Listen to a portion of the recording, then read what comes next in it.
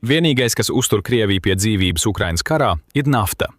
Ieņēmumi no šī produkta finansējuši Putina iebrukumu. Sankcijām kļūstot stingrākām, radās jautājums, uz cik ilgu laiku? Amerikas Savienotās valstis bez šāviena izjauca Krievijas plānus, atņemot pēdējo, kas uzturēja Putina impērijas ambīcijas. Tagad redzam, kā šīs sekas iznīcina Krieviju. Lai saprastu, kas notiek ar Krievijas naftu, jāatskatās nesenā pagātnē.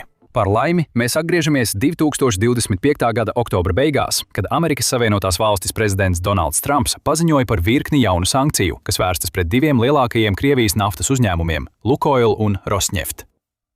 Sankcijas ieviesa pēc neveiksmīgām miera sarunām ar Putinu. Un tās būtībā nozīmē, ka Amerikas Savienotās valstis stingri nostājās un paziņoja Putinam, ka smagi ietekmēs Krieviju, ja Putins nesāks nopietni izturēties pret miera sarunām. Tās bija stingras sankcijas. Putins iespējams neapzinājās šī viņveida efekta apmēru. Amerikas Savienotās valstis iemeta akmeni Krievijas okeānā, izraisot paisuma viļņus, kas iznīcina Krievijas naftu. Sākotnējie efekti nebija vāji. Skaties, nafta īpaši saņēma jaunās Amerikas Savienotās valstis sankcijas kā augšējo sitienu pa zodu no Maika Taisona. Nedēļu pēc Trumpa paziņojuma Lukoil paziņoja, ka panikā grasās pārdot starptautiskos aktīvus augstākajam solītājam. Ja uzņēmums nesaņemtu atvieglojumu no Trumpa radītā spiediena, atceries šo pārdošanu, tā drīz būs svarīga. Līdz 27. oktobrim Lukoil uzņēma potenciālos pircējus. Iespējams, jo Lielbritānija noteica sankcijas, sekojot Amerikas Savienotās valstis piemēram. Ārvalstu īpašumi būtu jāatsavina, un Irākā tāda bija daudz. Lukoil piederēja 75% rietumu Kērnas, 2 naftas laukā, kas ražoja ap 480 000 barelu dienā un ir viens no lielākajiem laukiem pasaulē. Neftohimburgas naftas pārstrādes rūpnīca Bulgārijā ir vēl viens aktīvs, kuru Lukoil iespējams nāktos pārdot, lai apturētu sankciju radīto zaudējumu pieaugumu, tāpat kā degvielas pārstrādes rūpnīcu Rumānijā. Uzņēmums, kas ražo 2% pasaules naftas, veica nozīmīgus ieguldījumus, bet Trumps tos padarīja neizdevīgus. 2025. gada oktobrī. Pārcelsimies uz tagadni. Sākotnēji paniku Krievijas lielākajos naftas uzņēmumos izraisījušais solis tagad radīs nopietnas sekas gan Lukoil, gan Krievijai. Par to, kas notiek ar Krieviju kopumā, mēs runāsim pēc dažām minūtēm, bet Lukoil gadījumā piedāvātie pārdošanas darījumi ir pabeigti, un jūs nekad neuzminēsiet, kas ir pircēji. Newsweek 29. janvārī ziņoja, ka Lukoil piekritis pārdot ārvalstu aktīvus Amerikas Savienotās valstis investīciju uzņēmumam par aptuveni $22 miljardiem. Šis nav tipisks pārdošanas darījums, jo Lukoil atsakās no aktīviem, kas pirms Trumpa sankcijām deva ienākumus. Putins. Katrs rublis, ko Krievijas uzņēmums nopelna pārdodot naftu, ir rublis, ko viņš var aplikt ar nodokli, lai nauda turpinātu ieplūst Krievijas kara kasē. Šāds pārdošanas darījums, kādu Lukoil apstiprinājis, radīs Krievijai lielu ekonomisko triecienu. Tas paralizē Lukoil kā globālu spēlētāju naftas nozarē. Newsweek nenorāda, kuri Lukoil starptautiskie aktīvi tiek pārdoti Amerikas Savienotās valsts investoriem, taču iespējams, ka tie ir visi. Šajā scenārijā pazudīs iepriekš minētie aktīvi un 200 Lukoil degvielas uzpildes stacijas Pensilvānijā, Ņūdžersijā un Ņujorkā. Tās varētu attiekties uz degvielas uzpildes stacijām uzņēmumam ārpus Krievijas. Kopā ar naftas pārstrādes rūpnīcām un augšupējās naftas ieguves aktīviem, kas Lukoil pieder teritorijās ārpus savas dzimtenes. Jāuzsver, ka Lukoil un Rosneft, ko Trumps iekļāva sankcijās, būtiski atšķiras. Pēdējā ir valsts uzņēmums, kas, lai gan tam ir savas problēmas, vismaz nozīmē, ka to var pasargāt no smagākajām sankciju ekonomiskajām sekām. Lukoil kā privātam uzņēmumam sākotnēji izdevās izveidot iespaidīgu starptautisko aktīvu portfeli. Krievija ieguva no šiem aktīviem. Lukoil starptautiskie aktīvi nodrošināja Krievijai stabilus ienākumus, kas būtiski tie nāca no teritorijām ārpus Krievijas. Tas ir īpaši svarīgi valstī, kurai pēc Putina iebrukuma Ukrainā gandrīz nav ārvalstu investīciju ienākumu. Lukoil nesen pārdotie aktīvi bija kā glābšanas riņķis Putinam. Tagad, kad šie aktīvi ir Amerikas Savienotās valstis investīciju uzņēmumu rokās, šis glābšanas riņķis ir pārrauts, un vērtīgā nafta, kas tiek iegūta, tagad atbalstīs kādu citu, nevis Putinu. Kremlis nevar iekasēt nodokļus no ienākumiem, kas nenonāk valstī.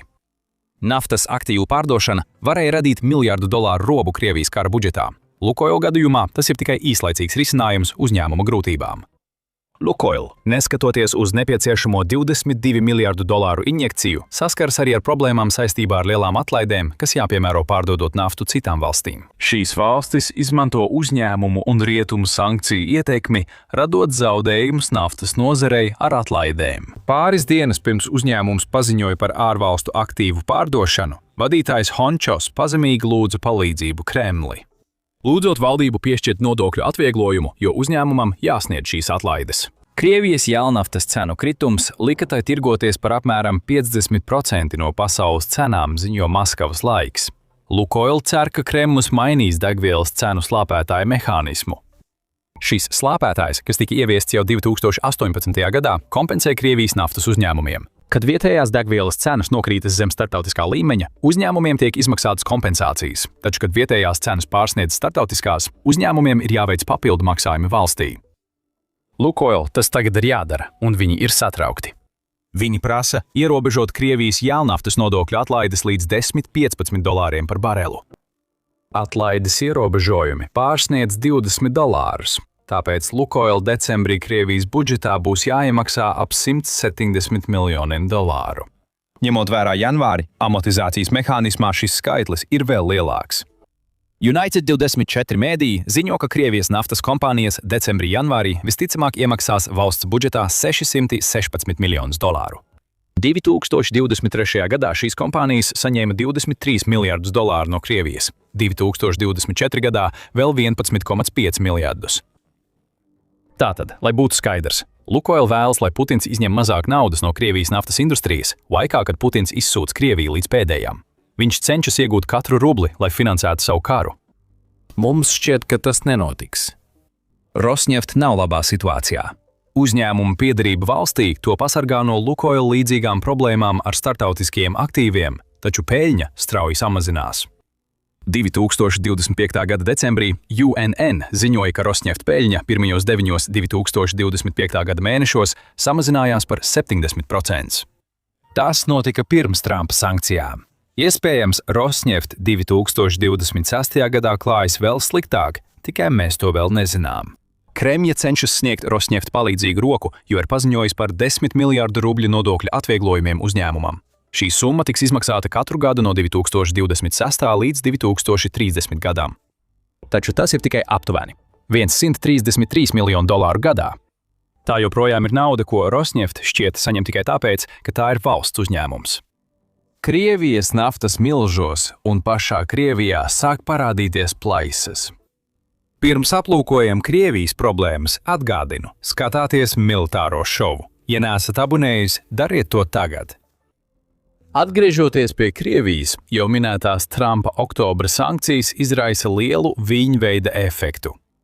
Redzējām šīs ietekmes piemēru – nafta.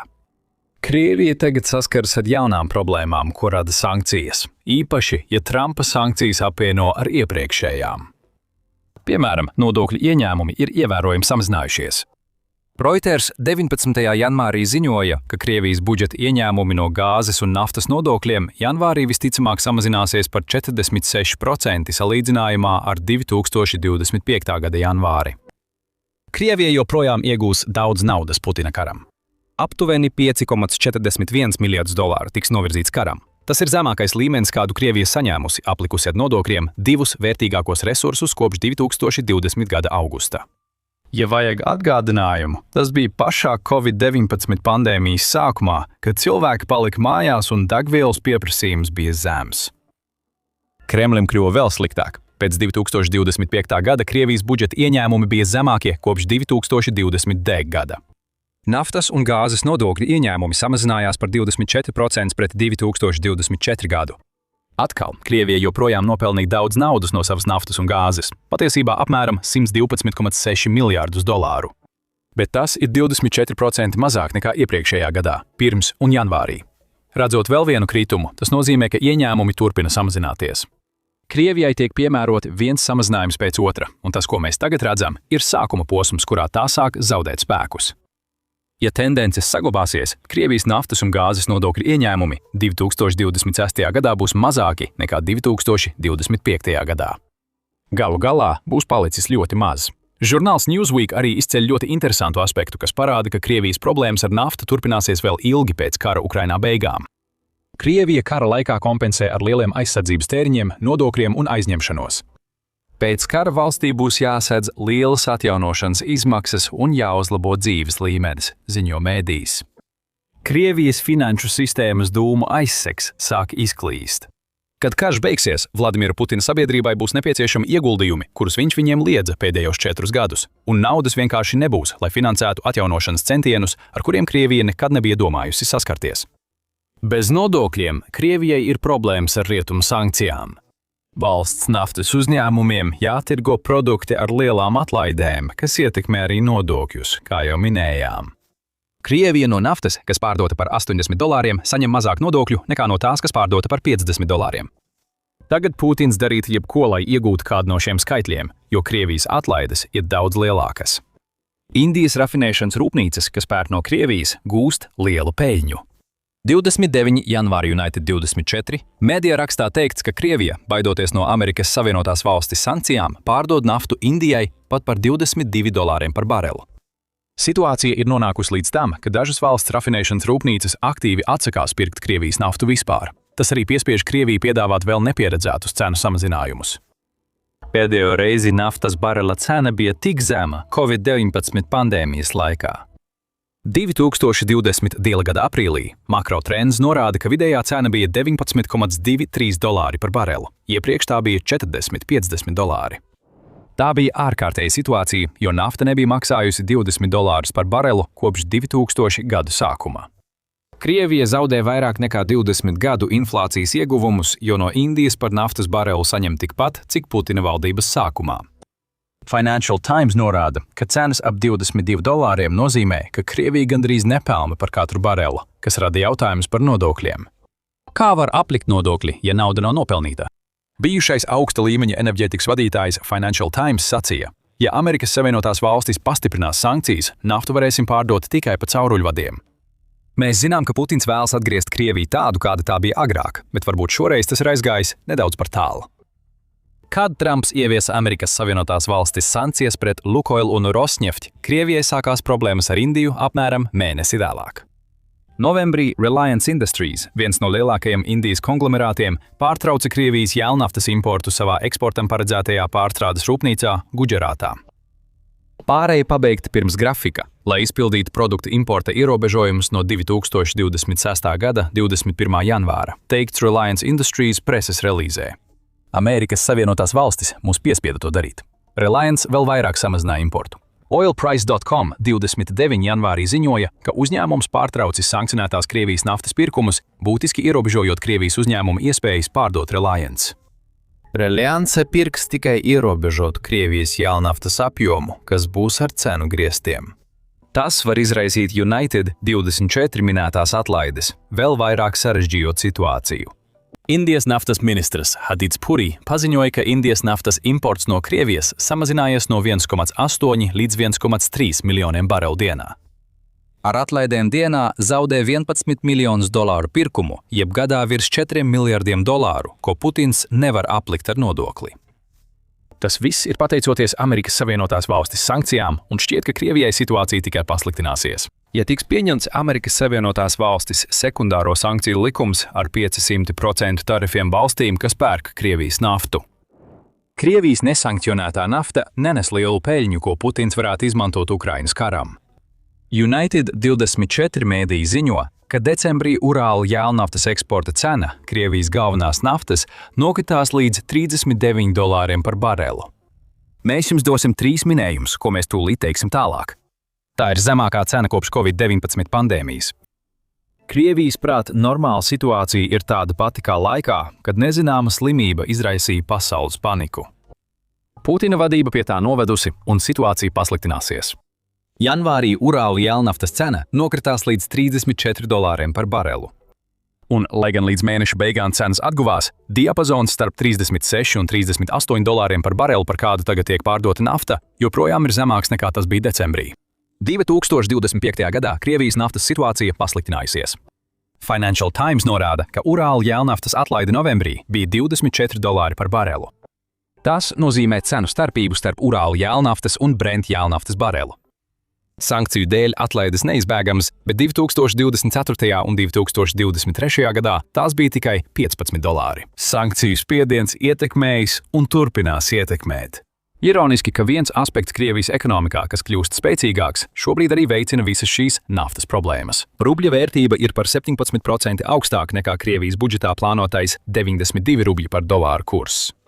Krievija par katru no naftas nopelnīto dolāru saņem mazāk rubļu.